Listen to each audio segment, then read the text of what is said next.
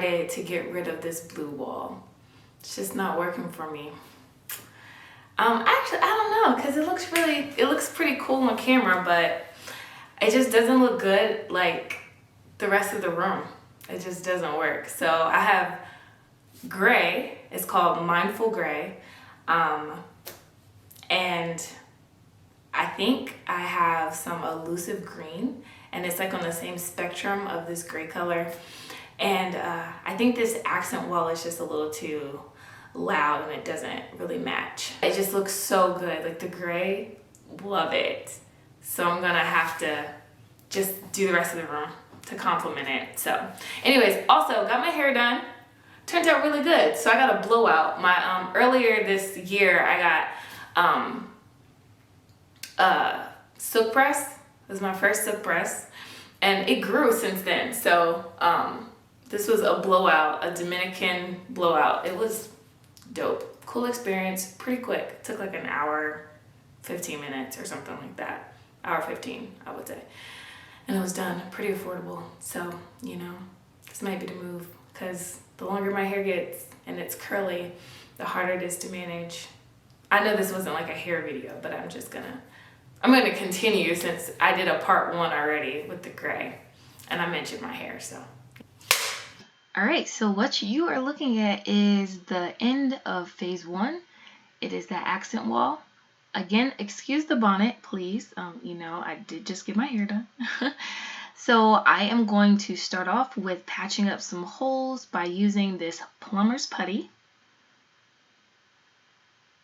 I'm going to use this scraper and this sander tool. So come along, let me show you how I do it.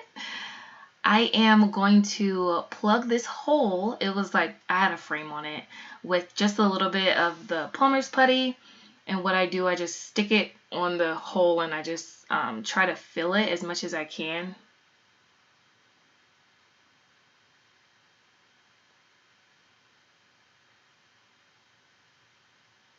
And once I get to, I guess, a point where it's not like going into the hole anymore, I start scraping it, and it helps it actually like fill and I guess expand in some way. And then after I do that,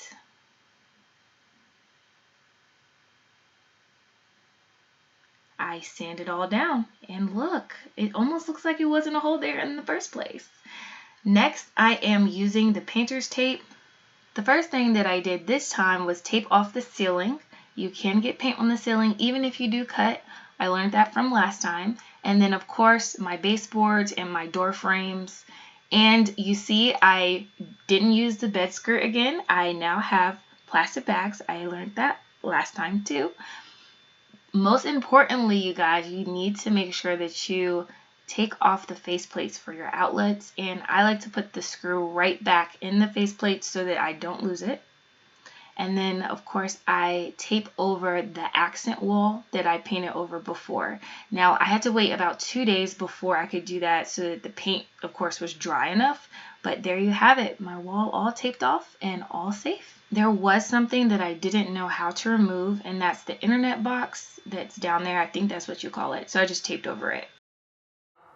I feel like with the experience that I had a couple of days ago painting most of the room, I should be able to knock this out. So let's see, I'm gonna give myself, I took my time taping up everything to make sure that I don't mess up all the work that I've already done, and that I don't create more work for myself. So I'm gonna give myself maybe about an hour and a half. It's like maybe close to 7 now, so I'm gonna give myself to like 8:30 and I should have it done. So the color that I'm using is elusive green. I need to stir it. Of course, you always need to stir your paint before you start.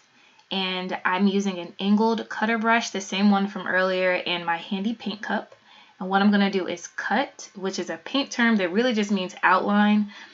This is if you're rolling any paint to kind of avoid you from getting too close to the ceiling or too close to places that you don't want to paint. So the way that I cut this time was a little bit different from before.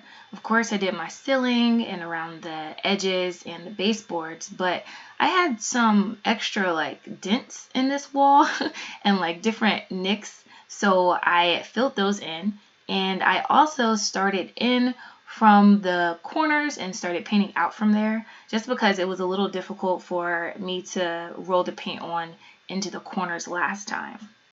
I am also going to link all of the items that I bought down below this video.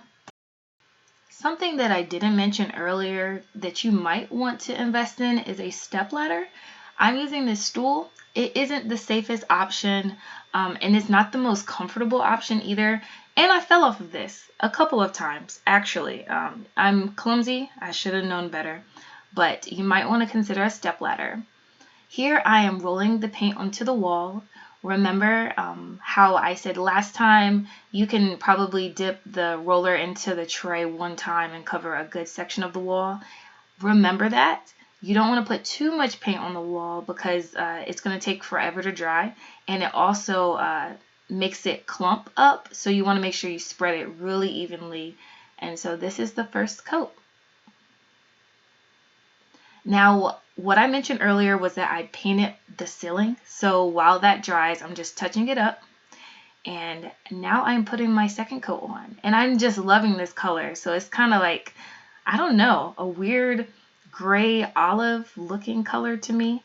But yeah, I'm loving it. So to recap, I did like the blue as a background for video work. However, aesthetically in the office, elusive green just was a better choice.